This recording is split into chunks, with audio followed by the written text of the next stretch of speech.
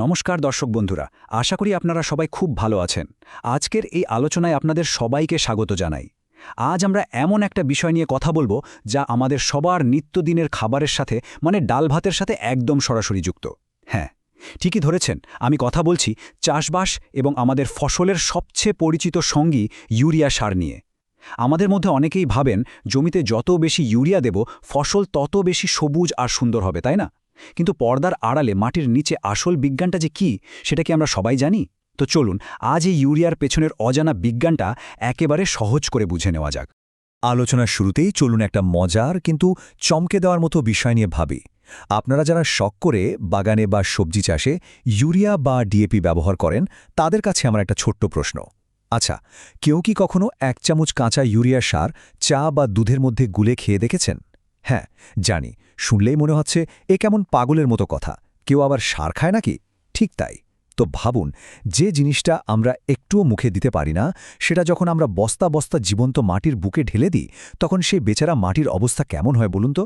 মাটি তো আর মুখে বলতে পারে না, কিন্তু কেউ হয়তো দ্বিতীয়বার ভাবেও না যে এর প্রভাব কতটা মারাত্মক। তো আমাদের আজকের প্রথম পর্ব, ইউরিয়া আসলে কিভাবে কাজ করে, চলুন এ বিষয়টার একেবারে গভীরে প্রবেশ করি। একদম সহজ ভাষায় বুঝব যে এই সাদা রঙের দানাদার ইউরিয়া মাটিতে পড়ার পর মাইক্রো লেভেলে মাটির ভেতরে ঠিক কি ঘটে। প্রথমেই বলে রাখি, গাছ কিন্তু সরাসরি এই কাঁচা ইউরিয়া একেবারেই খেতে পারে না। জমিতে ইউরিয়া ছড়ানোর পর এটা মাটিতে থাকা রস বা জলের সংস্পর্শে আসে। মাটি যদি ভেজা থাকে তবে ইউরিয়া সেই জলের সাথে মিশে যায়, আর ঠিক এর পরেই মাটির ভেতরে নাইট্রিফিকেশন নামের একটি অত্যন্ত জটিল কিন্তু দারুণ একটা প্রাকৃতিক প্রক্রিয়া শুরু হয়। মাটির উপকারী অণুজীবরা তখন ধীরে ধীরে ইউরিয়াকে ভেঙে গাছের খাবার উপযোগী নাইট্রোজেনে পরিণত করার কাজ শুরু করে দেয়। এটা যেন একটা রান্নাবান্নার প্রক্রিয়া। এই চমৎকার রান্নার প্রক্রিয়াটি শুরু হতে কিন্তু প্রায় ২৪ ঘন্টা সময় লেগে যায়, আর মাটির তাপমাত্রা ও জলের পরিমাণের ওপর নির্ভর করে এটা ২ থেকে ৫ দিন পর্যন্ত চলতে পারে। ইউরিয়া প্রথমে জলের সাথে মিশে অ্যামোনিয়ামে পরিণত হয়, যেটা কিনা ধান গাছের জন্য একেবারে দারুণ একটা খাবার। এরপর এটা নাইট্রেটে রূপান্তরিত হয়, যা অন্যান্য বেশিরভাগ ফসলের শিকড় খুব সহজেই লুফে নিতে পারে। কিন্তু এখানে সবচেয়ে গুরুত্বপূর্ণ বিষয়টা কি জানেন? একবার মাটিতে এই প্রক্রিয়া শুরু হয়ে গেলে এই পুষ্টির যোগান বা ম্যাজিক কিন্তু চিরকাল থাকে না। জমিতের কার্যকারিতা সর্বোচ্চ ২০ থেকে ২৫ দিন পর্যন্তই বজায় থাকে, ব্যাস, তারপর এটা একেবারেই ফুরিয়ে যায়। এবার আসি আমাদের দ্বিতীয় পর্বে, অতিরিক্ত ব্যবহারের বিপদ। এটা খুবই জরুরি একটা আলোচনা।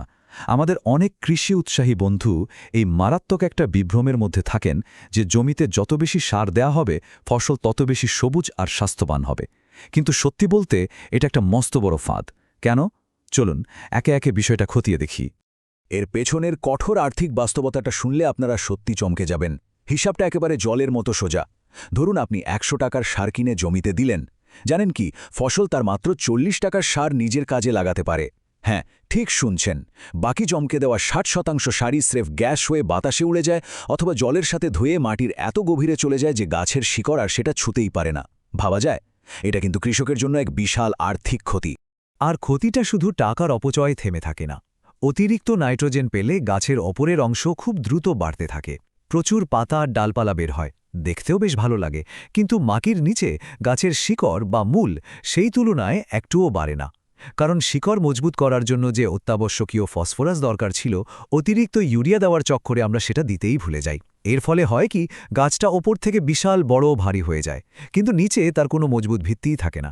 একটু জোরে হাওয়া দিলেই গাছটা হুড়মুড় করে ভেঙে পড়তে পারে। এখানেই শেষ নয়, গাছ তার সমস্ত শক্তি ওই সুন্দর সবুজ পাতা এবং ডালপালা তৈরি করতেই খরচ করে ফেলে। ফলে যখন ফসল তোলার সময় আসে, আসল সময়টায়, তখন বড় আর স্বাস্থ্যকর দানা তৈরি করার মতো কোনো শক্তি গাছের আর অবশিষ্ট থাকে না। বাইরে থেকে দেখতে অনেক বড় গাছ মনে হলেও শেষ পর্যন্ত সার্বিক ফলন কিন্তু অনেক কমে যায়। দানা হয় একেবারে ছোট ছোট, অথবা অনেক সময় দানাই বাঁধে না। তাছাড়া ওই নরম অতিরিক্ত গাঢ় সবুজ পাতাগুলো ক্ষতিকর পোকাদের জন্য আস্ত একটা বুফে রেস্তোরাঁর মতো কাজ করে। এটা যেন পোকাদের খোলা নিমন্ত্রণ।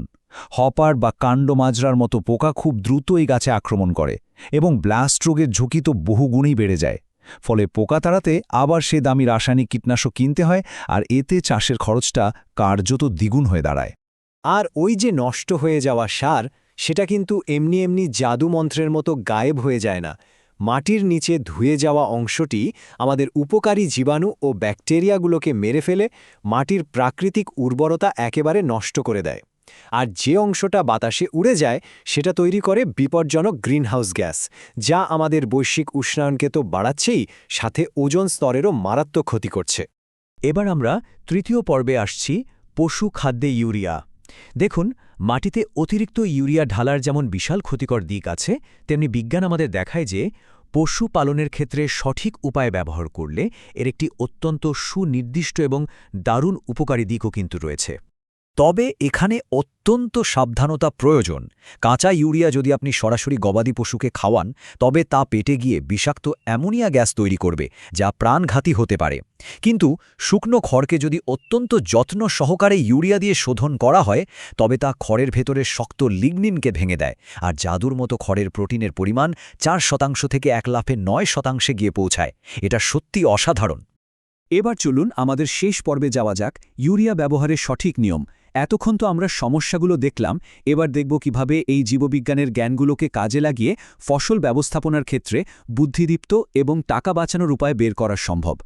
প্রথমেই বলি, জমিতে একসাথে পুরো 50 কেজির বস্তা ঢেলে দেওয়ার কিন্তু কোনো মানেই হয় না।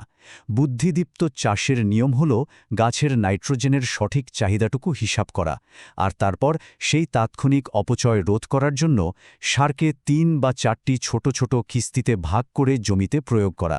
এতে গাছ ধাপে ধাপে প্রয়োজন মতো পুষ্টি পায়। এর একটা অবিশ্বাস্য রকমের কার্যকর বিকল্প হল ফোলিয়ার স্প্রে, মানে পাতায় স্প্রে করা। ভেবে দেখুন, মাটিতে দিলে একটা বিশাল বস্তার অর্ধেকই তো নষ্ট হয়। সেখানে জলের সাথে মাত্র 2.5 কেজি ইউরিয়া মিশিয়ে যদি পাতায় স্প্রে করা যায়, তবে তা সরাসরি কাজ করে এবং মাত্র 2 দিনের মধ্যেই পাতা সেটা পুরোপুরি শুষে নেয়। এটা আক্ষরিক অর্থেই একটা গেম চেঞ্জার। সার প্রয়োগের সময়টাও কিন্তু এখানে দারুণ গুরুত্বপূর্ণ একটা বিষয়। দিনের কড়া রোদে সার দিলে তা বাষ্প হয়ে উড়ে যাওয়ার মারাত্মক ঝুঁকি থাকে। তাই সবসময় সন্ধ্যার দিকেই সার প্রয়োগ করা উচিত। এতে কি হয়, রাতের বেলার প্রাকৃতিক শিশির সারকে খুব সুন্দরভাবে গাছের সাথে মিশে যেতে সাহায্য করে, কোনো রকম অপচয় ছাড়াই। সেচের সময়ের সাথে সারের দানার মিল রাখার প্রয়োজনীয়তাটাও বেশ চমৎকার। জমিতে জল দেওয়ার আগে যদি ছড়াতে হয়, তবে মোটা দানার ইউরিয়া ব্যবহার করা সবচেয়ে ভালো। আর যদি জমি আগে থেকেই ভেজা থাকে বা জল দেওয়ার পর ছড়াতে হয়, তবে অবশ্যই ছোট বা মিহি দানার ইউরিয়া ব্যবহার করতে হবে।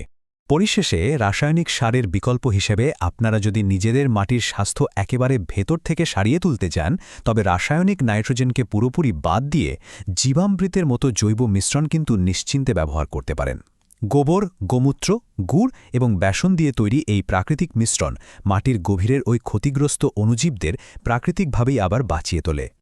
আজকের এই আলোচনার একেবারে শেষে এসে চারপাশের ওই রাসায়নিক নির্ভর মাঠগুলোর দিকে তাকিয়ে একটা প্রশ্ন কিন্তু আমাদের করতেই হয়।